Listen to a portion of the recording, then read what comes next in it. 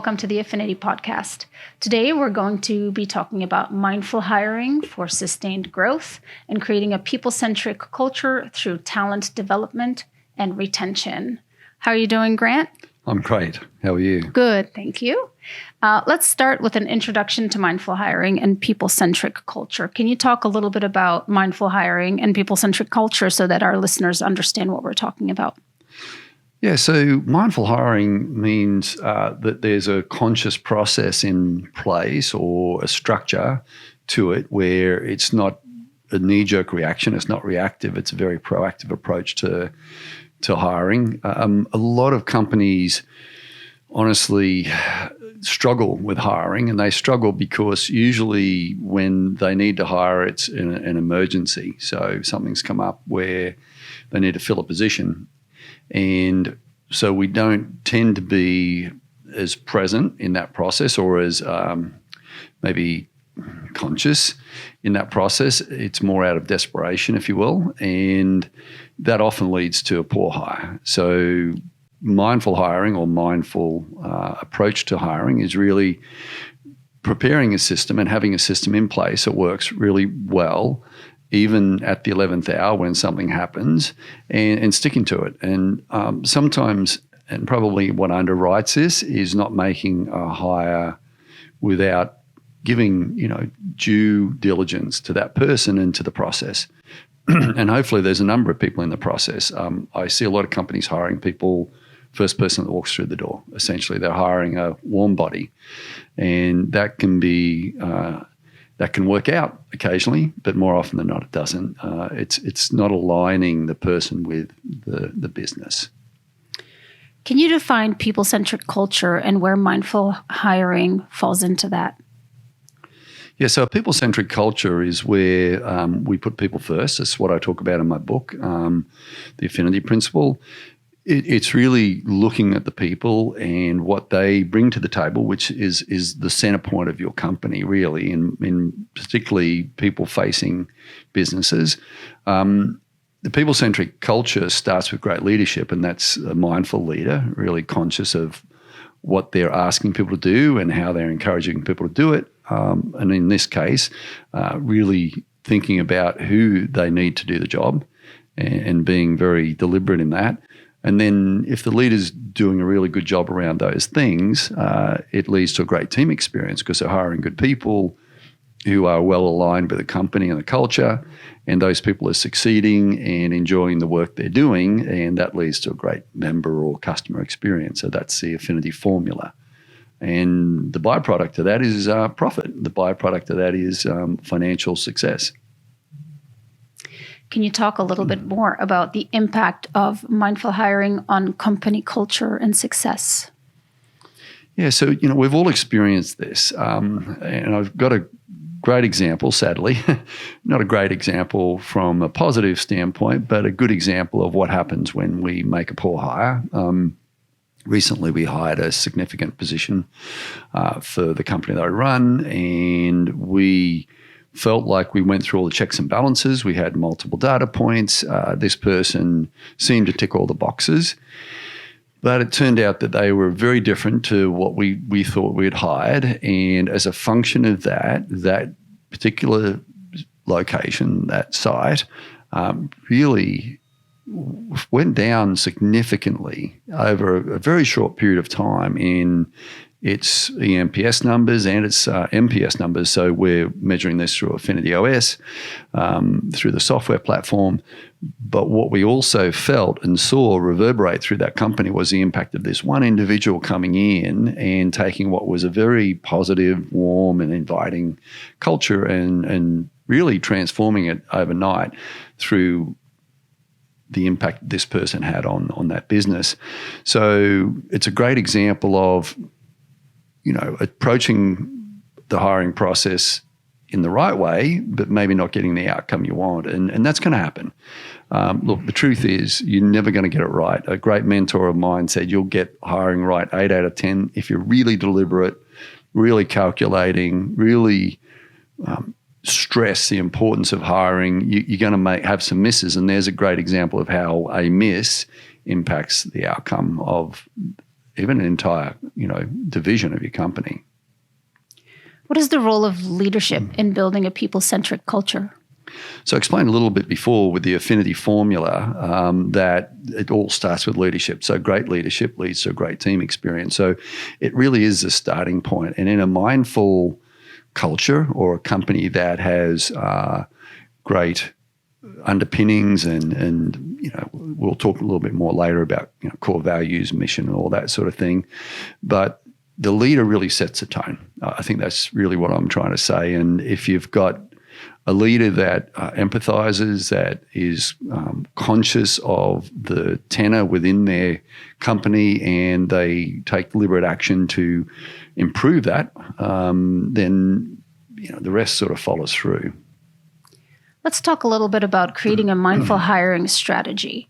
How do you align hiring strategy with company values and culture? Yeah, so your hiring strategy really is your process. It's how you go about it. And a big part of this is what you advertise for. We talked a little bit in the last session, we talked about your sales funnel and how from your sales funnel you are directing certain types of people into the business to buy. Your funnel for hiring is the same. So depending on what you're looking for, you need to advertise and promote appropriately.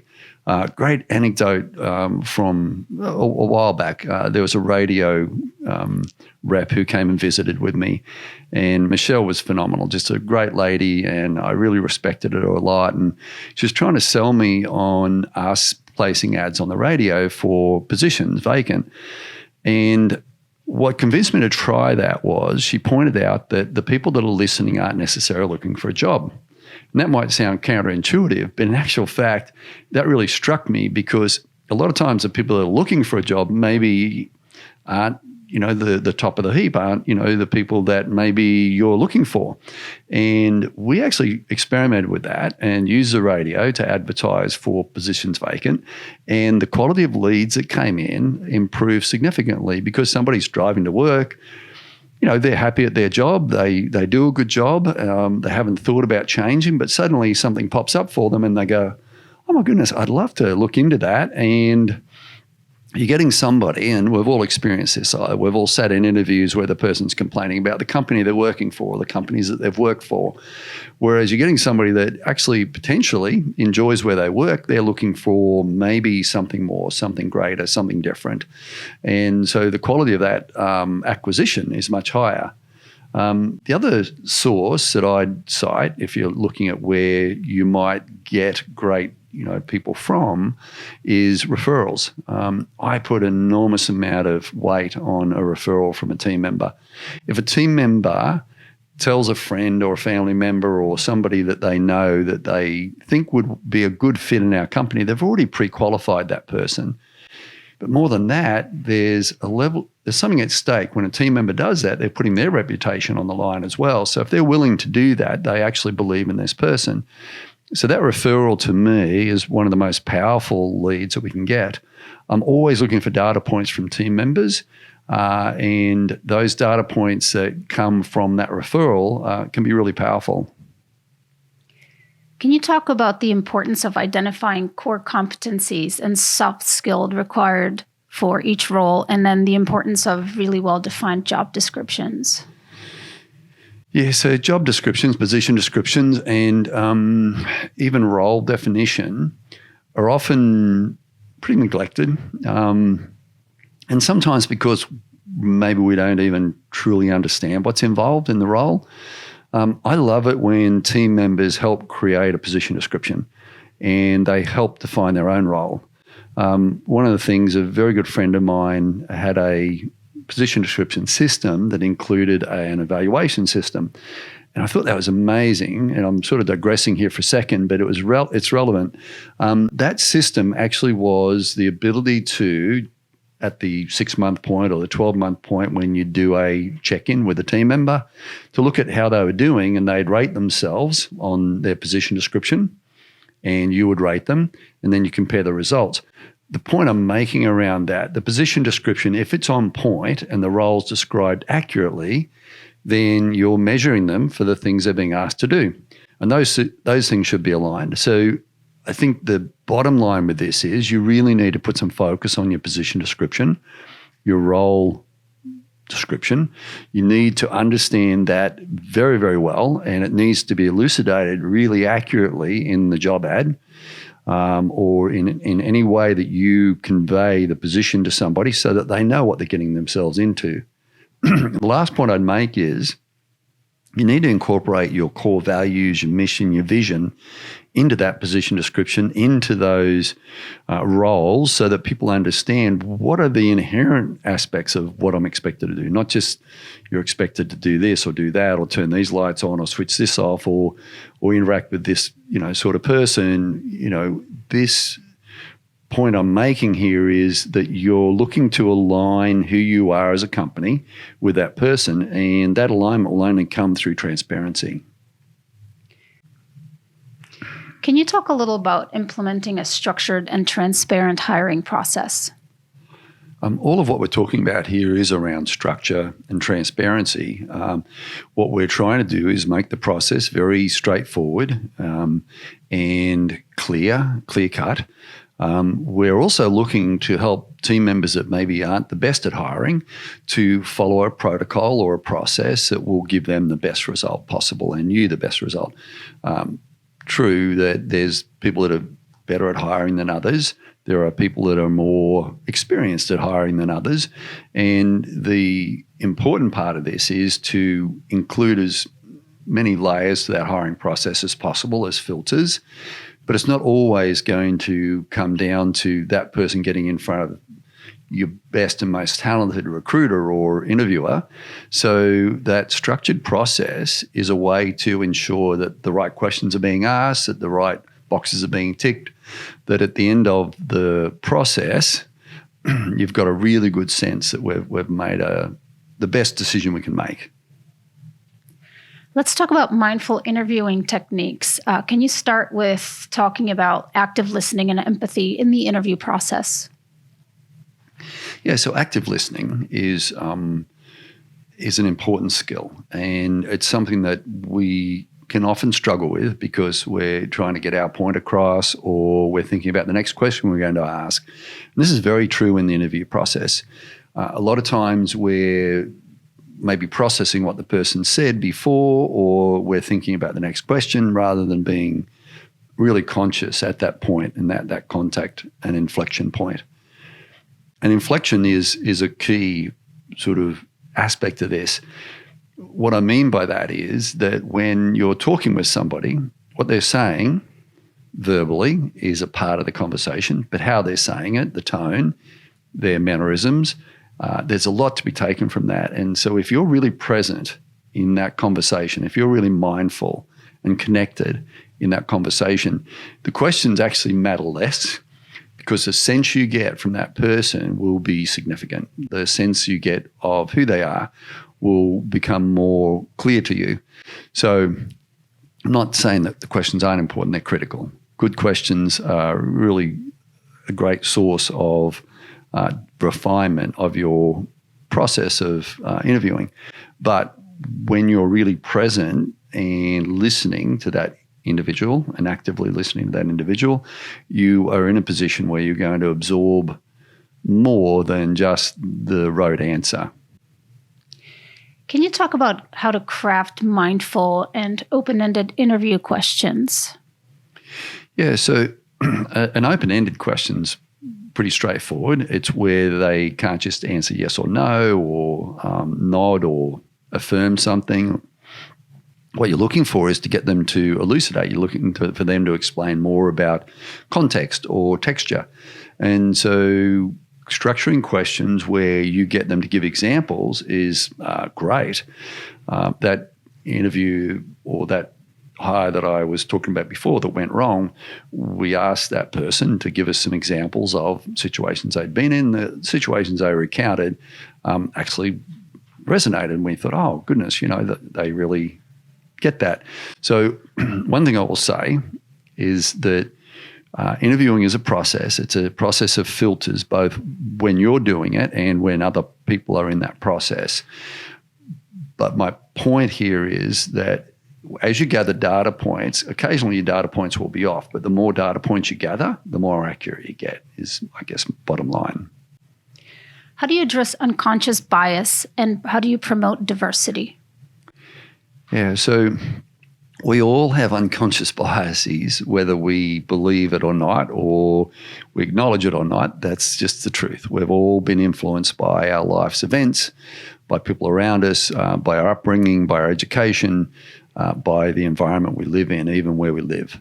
So it's inevitable. And one way to offset that is to have multiple people in the interview process. And I love having peers or even people that are working under a potential candidate to be part of the process, because then you're bringing diversity into the interview process.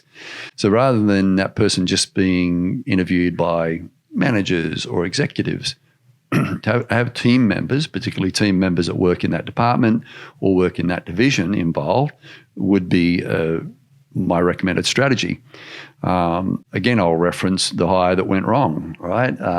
We did not involve enough of the actual team members that work in that division in that process. So the correction I have made and will make and encourage our team to make in the future is, let's bring in peers, let's bring in people that will be working under that person.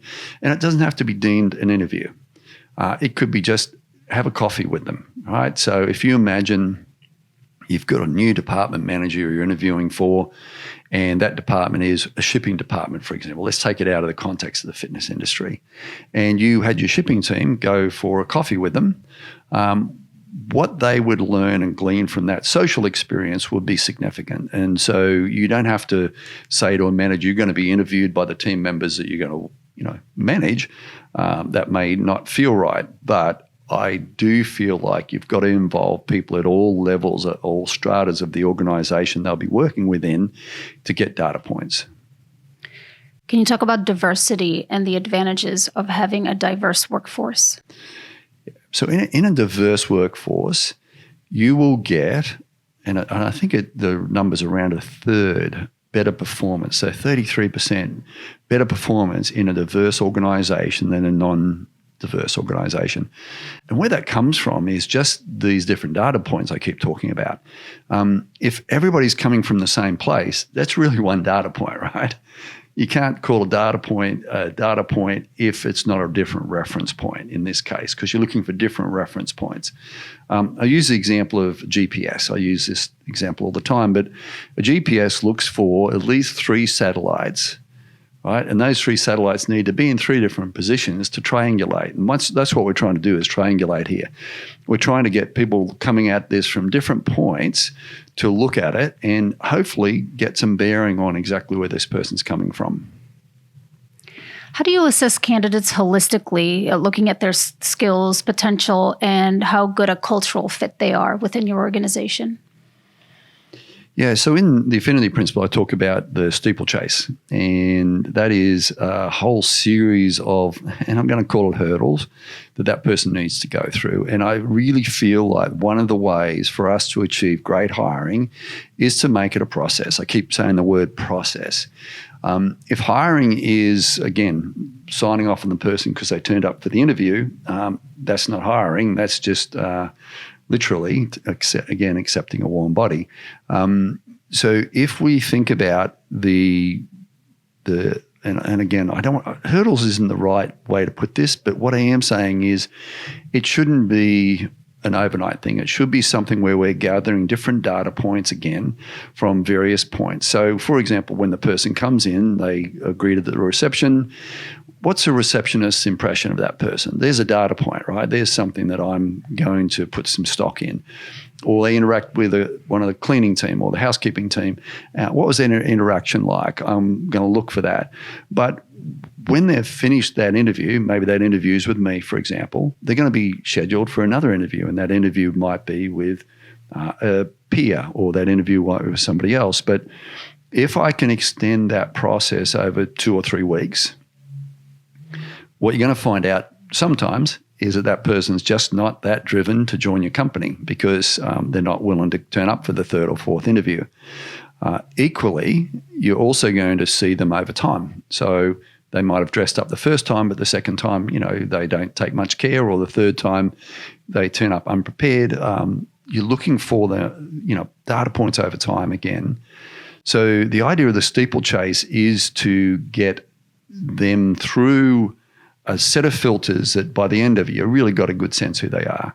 You can also get texture and context, obviously, from things that they put out in the cyberspace, if you will. So if you look at somebody's social media feed, you can tell a lot by, what they post. And if they're putting it out into the void, like out into common space, it's readily available information, and it really is an expression of them and who they are, or who maybe they want to be. And I think any and all of the opportunities you get to get context of this person are really critical in that hiring process.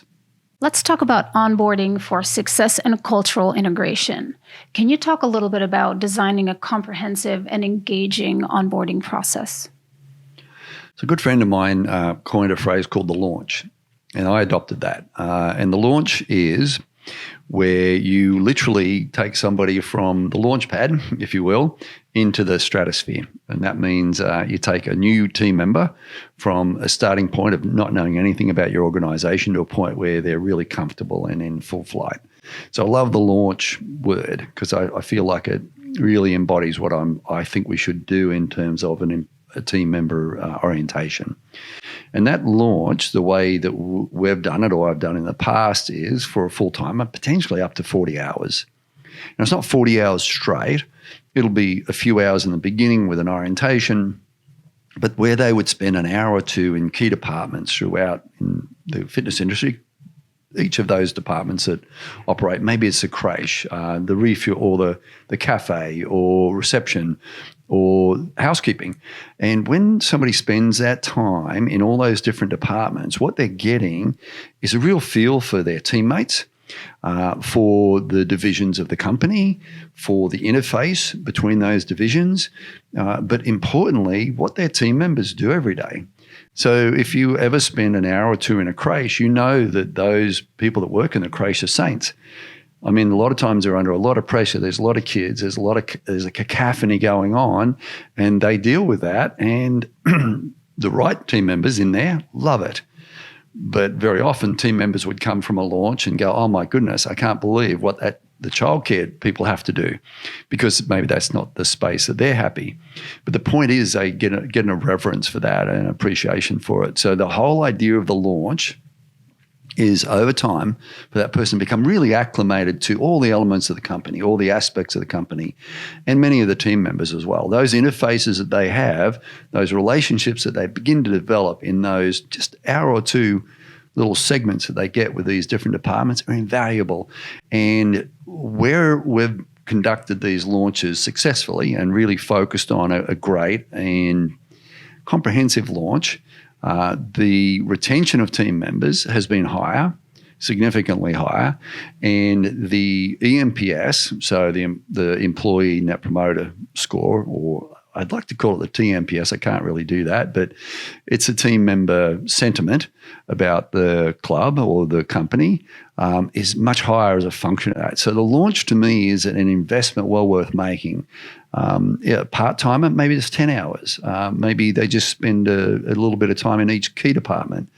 But that investment will pay off in spades.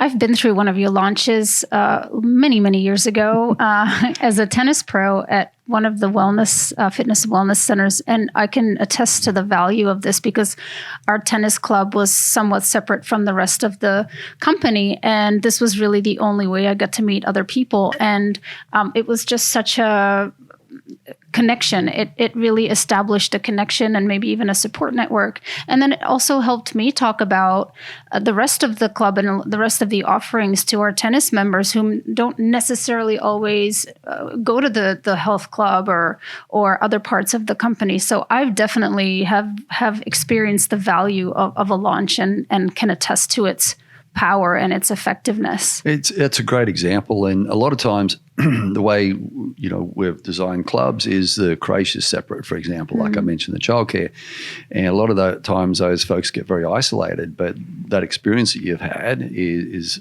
a great example of how launch can help somebody really get their feet on the ground. Can you talk about encouraging open communication and feedback from day one? Yeah, so, I have an open door policy for my office and for all our team members is, I really want the door to be a symbol of the openness to feedback and transparency throughout the company. And I think we use name badges. That's something that's routine in any of the companies that I work with or run. And the idea of the name badge, again, is so that you can see somebody's name, you can use it, you can connect. Hopefully you're wearing a name badge too, and they'll know who you are if they don't already know. But just creating those conversations and the communications is really important. I think it's critical if we're, as an organisation, we're going to have a healthy organisation, communication, transparency and feedback is at the heart of that. It's really where Affinity OS came from. Affinity OS was really designed as a platform to give the team members a voice and the members, or in case of customers as well. Team members really need to be able to express themselves, and because Affinity OS gives you that anonymity option, people can really let loose if there's something that's not right and they feel needs to be addressed, but they don't feel they can address with their department head or their senior manager. Just recently, I got some feedback from a very senior team member who actually was happy to, not be anonymous. And it's prompted me to spend some time with that person because I feel like I had a sense there was some, concerns within their role and what they were doing, but this was really amplified that knowledge for me. So something like an EMPS system, an open feedback system where people can either be known or not be known, is powerful. And again, that's why we did Affinity OS. We did that to provide that feedback. It's critical. Let's talk about communication and feedback in people-centric culture. Can you talk about effective communication strategies for a diverse workforce? Yeah, so a lot of times we don't communicate as well as we should. We kind of expect it to happen by metamorphosis or, osmosis or whatever you want to describe it. We sort of expect that it's going to evolve, that people will hear about it. And truth be known, people often talk, they're more prone to gossip than to share important communication points. And that's just human nature, sadly. So you need a lot of communication platforms is my point. And some people will check their email religiously, and that's a great way to connect. Some people are going to prefer messaging. Some people are going to prefer a face-to-face. I've had a lot of housekeeping teams over the years, and even current housekeeping teams, it feels like the best way I can communicate with them is one-on-one and in a conversation. So it's really critical to have a mix of communication platforms. I think rhythmic communication too, one of the things we're implementing currently is the advent of a team newsletter. And it's just really an update, and we will do it again rhythmically. I'd like it to be as often as every 2 weeks, where we just send out some bullet points, just some information, and if there's more information to be shared, people can click on it. But the goal of having that rhythmic communication is for people to feel informed and to feel like they know what's going on within the organisation they work for. I've consulted to a lot of companies over the years. And a lot of times I've been brought into companies that weren't functioning well. And what I've seen without fail at the heart of most of those companies is a communication breakdown. So again, coming back to the launch, for example, if you can create communication networks early in the piece, people are much likely to be successful and to enjoy what they do. Wouldn't Affinity OS be incredibly valuable in communication too? If you're getting all the team member feedback, and I know the platform bubbles themes and sentiment to the surface. And so every now and again, you would have a theme or a concern or a question come up that's obviously multiple people are asking. But since the system is anonymous, you could address it through a all-team communication. Is that right? Absolutely. And that's the reason why we're implementing the newsletter is I'm seeing themes and commentary perk to the top. I can't address it directly with the team member because they haven't given us their name, and that's okay. But when you see these themes come up repeatedly, you want to address them. And so the only platform you can do that on is an open platform. So that's exactly right. That newsletter is really designed to address some of that. Can you talk about the role of active listening and empathy in team interactions? So again, active listening, there's a little saying you've got 2 ears, 1 mouth, so maybe talk a third, listen 2/3. Also, active listening is where you're really mindful in the conversation, you're really present, so you're maybe listening more than you're talking. But the role of empathy and active listening in communications is really the connectedness in the communication. A lot of times I have seen team members and particularly managers talk at people. And when you're talking at somebody, people tend not to be very receptive. They tend to put up a barrier. Whereas if you're first seeking to understand and you're evoking a dialogue, then you're much more likely to get that connection and the communication. I'm working with a team member right now, and I'm trying to seek to understand what's going on with that person. And so instead of coming at them with what I think is going on, I'm asking them to share with me what are they feeling and what is literally going on with them. And I'm hoping that there's enough trust there that they're going to share that, and therefore I can address it. A lot of times we jump to conclusions. We think we know what's going on, and sometimes we're right on in that assessment, but very often it's maybe not exactly what we think. How do you create a culture of continuous feedback and growth? So I talk about rhythmic communications, and I also think you need rhythmic, feedback platforms. Again, Affinity OS was designed, the EMPS piece relevant to this, was designed to get rhythmic feedback. So every month, a team member gets polled, and they get polled on different questions. The one common question is the EMPS question, which is how likely are you to recommend a friend or a family member to the business. That's an important question, but there's always other questions in that layered into that, and one might be how much do you feel you're actually doing your best work, for example, or how much do you feel that your leader cares. All of these questions are asked rhythmically, so every 5 to 6 months we get multiple data points from this person, and we can again triangulate that across a group, across a department, across a division, across a company, and just see exactly what's going on. But without the regular touch points, the regular communication platforms and open communication platforms, it doesn't really work. One of the other things I've talked about a lot is stand-ups, and stand-ups are a tool I use a lot for communication. And it's just a 60-second, if you will, download from each team member in that group. And maybe it's a management team, there's half a dozen managers, 60 seconds each, 6 minutes all over. Maybe that's done once a week. Recently, we opened a new site, and that site had some challenges from a team member perspective. And so we were doing stand-ups 3 times a week. So every second day, Monday, Wednesday, and Friday, we were actually doing those stand-ups. But it's a powerful rhythm of communication that builds trust, builds empathy, but also builds context. So it really gave me the texture I needed to understand that particular site and what was going on with it.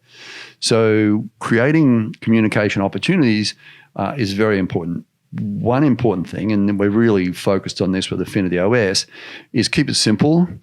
Don't make it laborious because no one wants another meeting or another thing to do. Just make it work so that you get enough data over time to really understand what's going on within your team. Do you think Affinity OS provides a psychologically safe environment for open communication? I think it does exactly that. And that's one of the goals of Affinity OS is the anonymity piece. Because if a person feels that they can express themselves without fear of retribution, that actually creates a pretty safe space for them to have a voice. Hopefully your company has a base of trust and authenticity. We've talked a little bit about the triangle of trust, for example. It's really important that we build that, but a platform like Affinity OS will give a new team member that doesn't know that they can be openly maybe negative. Maybe they've got some criticism to level at management without retribution. You've got to find ways to do that. And Affinity OS is designed to do that, actually, to create that psychologically safe space that you're talking about. There's other ways to do that, and those are done culturally and through, as I said, establishing that trust and level of authenticity throughout the organization. But a tool like Affinity OS is a really good way to do it, even if you're building a company or rebuilding a company. Let's talk about team member development and growth mindset. Can you talk about the importance of implementing personalized learning and development plans? Yeah, so one of the questions we ask with the EMPS set is, do you feel that you're receiving the development that you need or you want? And I've gotten a lot of feedback recently about people saying, no, that I don't feel like I'm getting enough opportunity to grow within my role or even outside of their role. And that's really powerful feedback and important feedback. It's critical that we are investing in our people. It's critical that we're investing in their personal development as much as their professional development. I've had debates with owners and managers about that we're really not responsible for people's personal development. And the truth is we're not responsible for it, but we are a grateful recipient of somebody getting better within other aspects of their life outside of work. So if somebody is getting a better handle on their personal finances, there's less stress on them. I can't tell you how many team members I sat with over the years that have said, I need more money.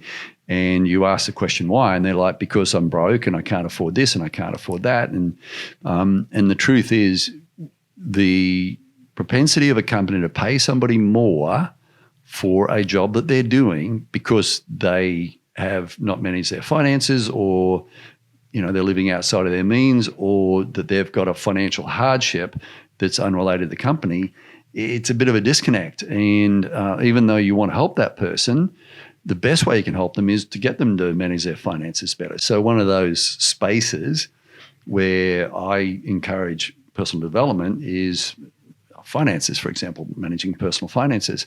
That's only one little piece. There's so many different places that people can benefit in terms of their health and wellness, which is obviously the space we work in. But, for example, helping those people be better and more mindful with their diet or with their exercise or with their movement.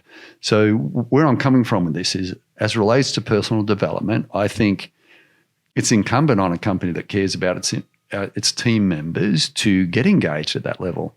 Now, obviously, professional development's a different thing, where you're teaching people skills and that those people are learning to do their job better. And I absolutely endorse that and support that and drive for that.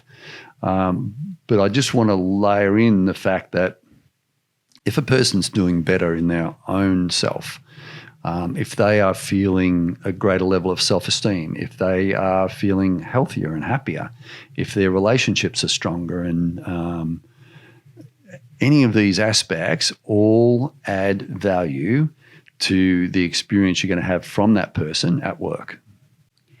How do you encourage a growth mindset in the workplace? Yeah, so growth mindset, a lot of people have already a growth mindset. They want to grow, they want to achieve more, they want to do more, they want to be more successful. Encouraging that is really just putting little opportunities in front of people so that maybe they go, oh, goodness, I'm going to try that, or I didn't think of that. Or, for example, we're running a book club, and that book club we do rhythmically. and we put a book into people's hands, be that an audio book or a physical book. And it's amazing the people that come up to me and express delight in having read something potentially that they would never have picked up otherwise. So you can encourage a growth mindset by putting opportunities in front of people and encourage them sometimes just to get out of their normal comfort zone too. How do you promote career progression and internal mobility? Yeah, so hiring from within is a really powerful way to encourage team members to do their best. So if people see that opportunities come for people that work through the business, then that's going to really encourage people to try harder within the business. And so that career progression is an important part of what I think is being an employer of choice. So, and we talk about that, in a recent blog, and the employer of choice status, I think is really what we're seeking when we're looking at team members and we're looking to attract team members. We want to be the place that people really want to work and that people are actually knocking on your door going, hey, I want to work for you.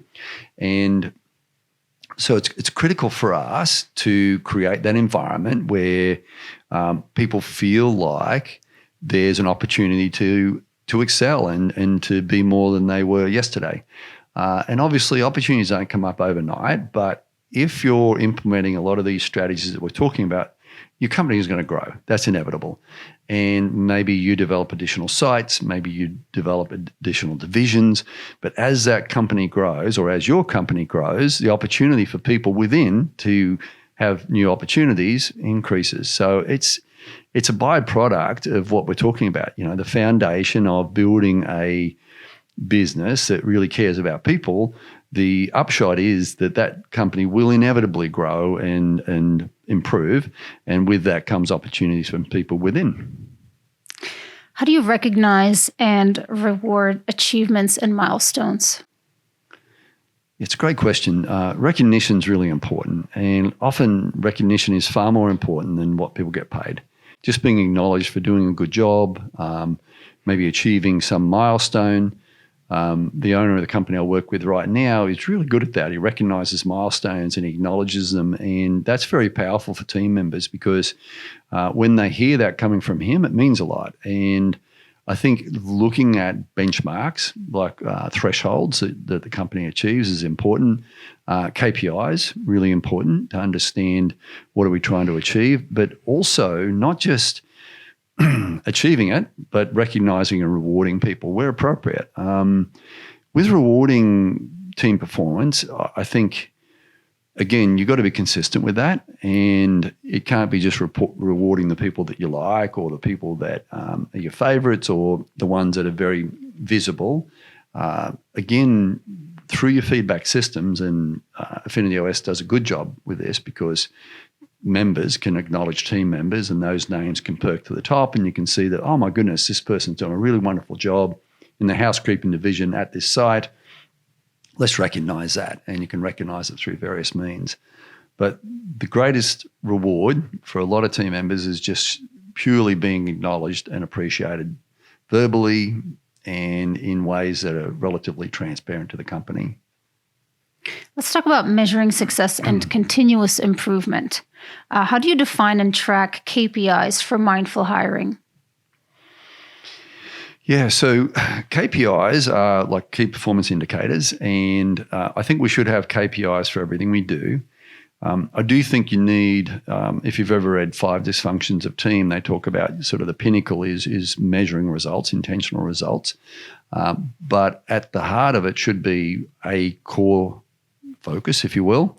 What's the ultimate KPI? But within that should be other KPIs. And for example, with hiring, what would be a typical KPI? It would be retention, team retention. If your team retention's increasing and you've put in a mindful hiring strategy, chances are those things are aligned. And if over time you see that continues to improve, you continue to make improvements to your hiring strategy, the two typically align, and that's a great indication that you're doing what you need to be doing for successful hiring. So KPIs to me are essential for measuring.